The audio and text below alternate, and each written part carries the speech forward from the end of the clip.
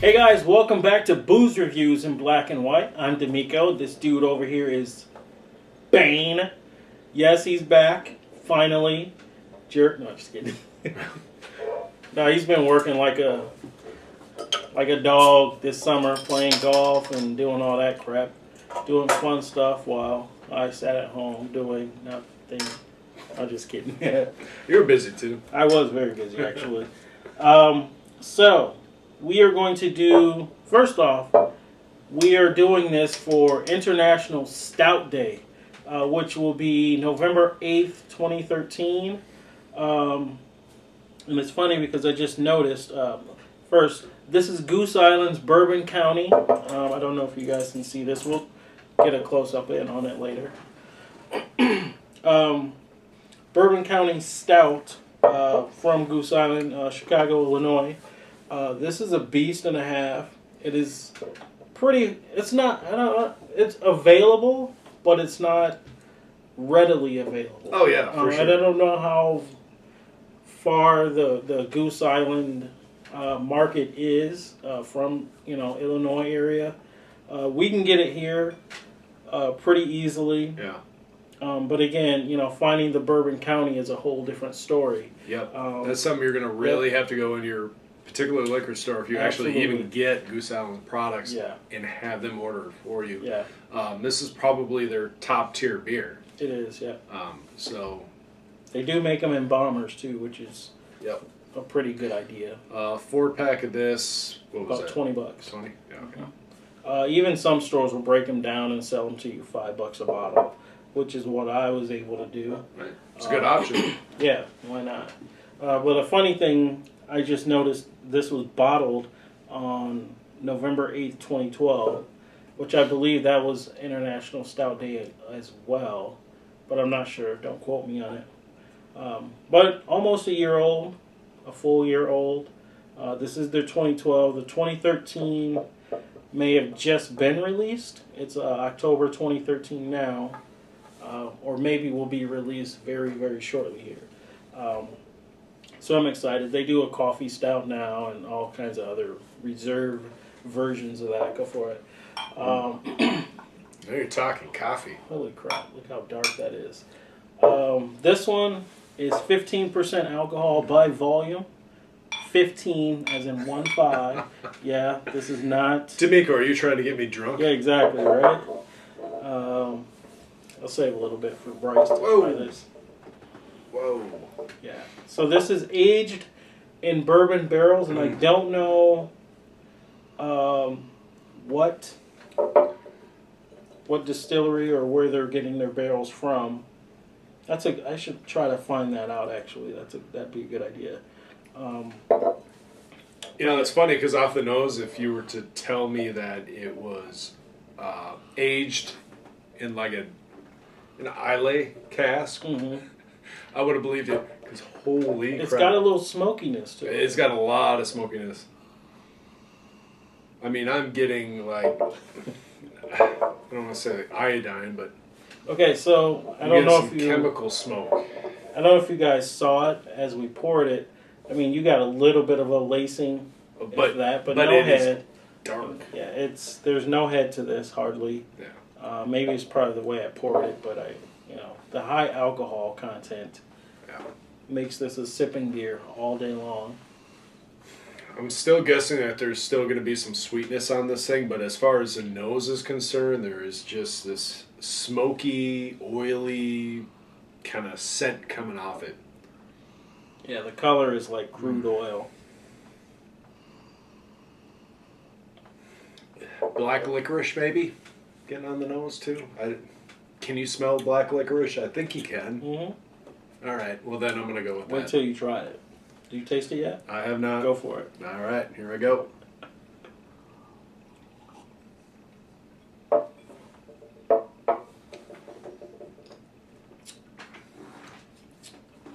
Wow. That's awesome. I agree.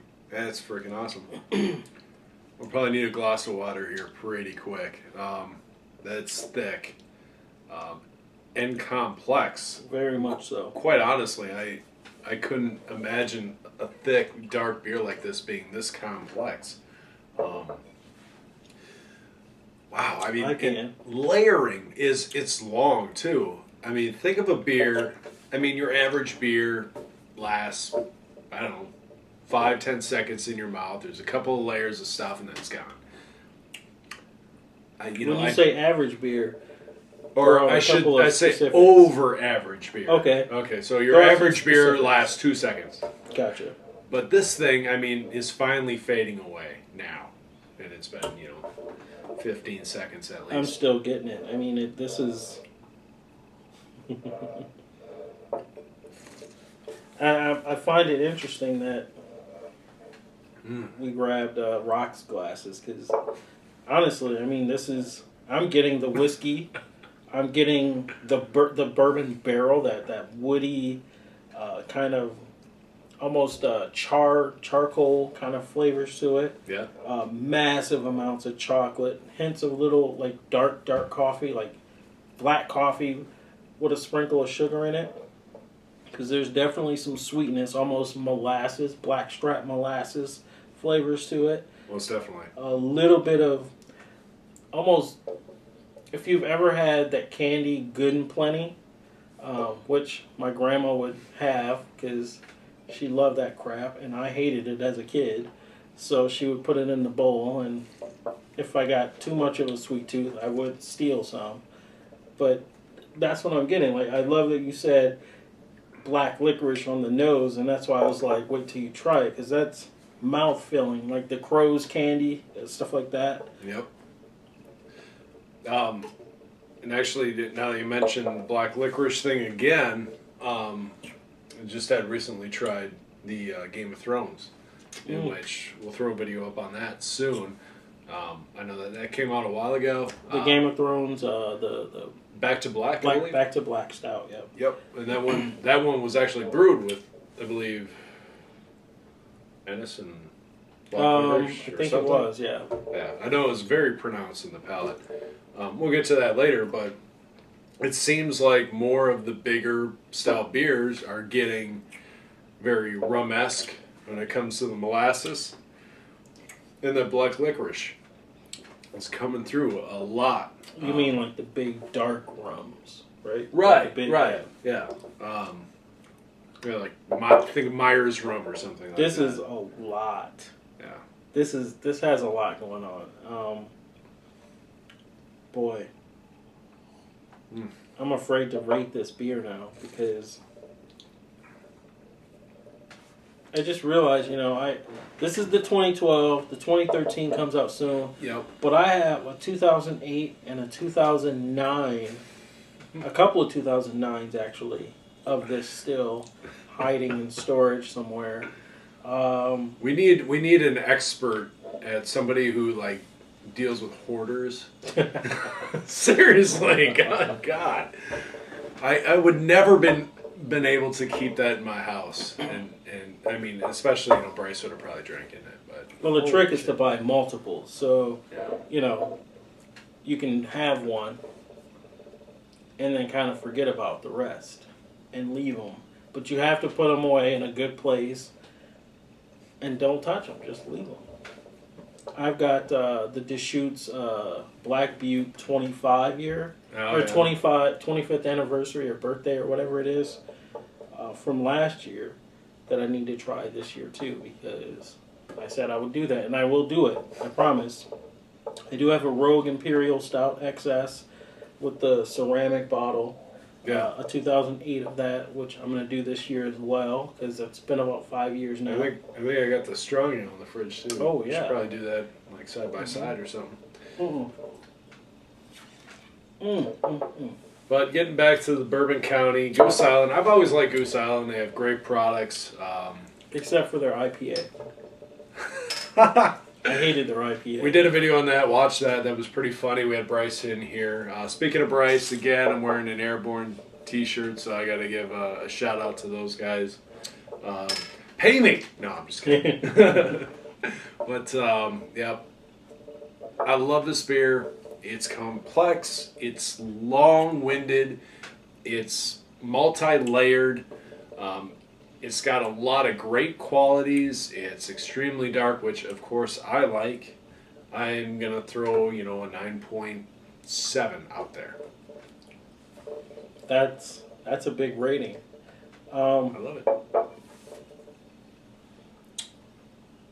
To be honest, I think this would have been too much last year to try this fresh. If any of you guys tried the Bourbon County 2012 fresh, leave a comment. Let me know what you guys thought of it.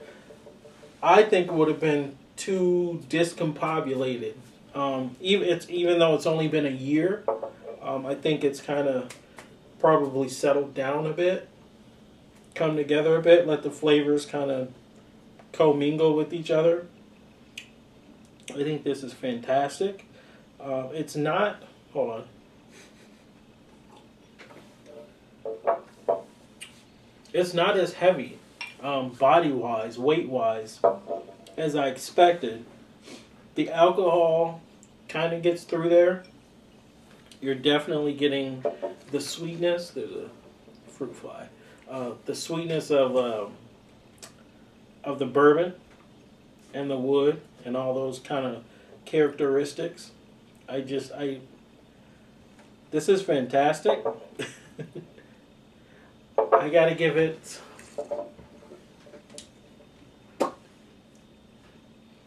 I'm gonna give it 9.8. What up, me? Damn. Before we stop this, I'm just gonna mention too that there's something going on here at the beginning because it's so bright and big and bold right away. It's almost fruity. It is, and there's almost like a little bit of that. I mean, I know this bottle's been sitting around for a year, but it's still like this light, almost kind of effervescent type thing with the head going on on the palate, which adds another layer of complexity. It brings about a kind of like a caramel type note and something else in there as well. Definitely caramel, big time. I'm not getting the big effervescence. Well, it's with the head. It plays really well off the tongue and the roof of the mouth. I'll give it a little spin and see if it bubbles up. Just a little bit. Not so much, but no. You can feel it going down on the palate. It brings about that extra layer of complexity. This beer doesn't quit. It does not. Give it a shot if you can find it. Have your local liquor store order it for you, or if you can find it, pay $20. It's worth it.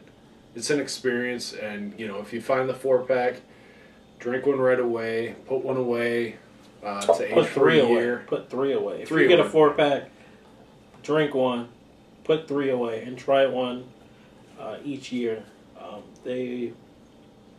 These actually get better with age. A lot like the wines. Again, 15% alcohol.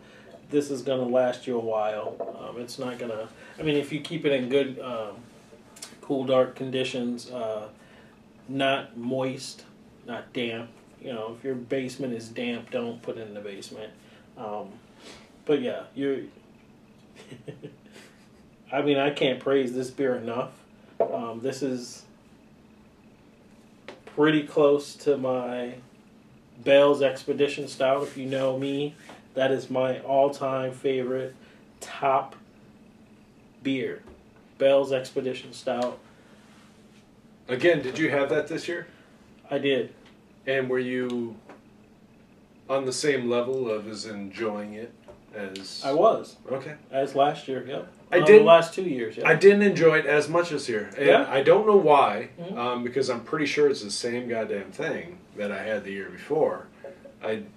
Maybe I drove my expectations a little too high.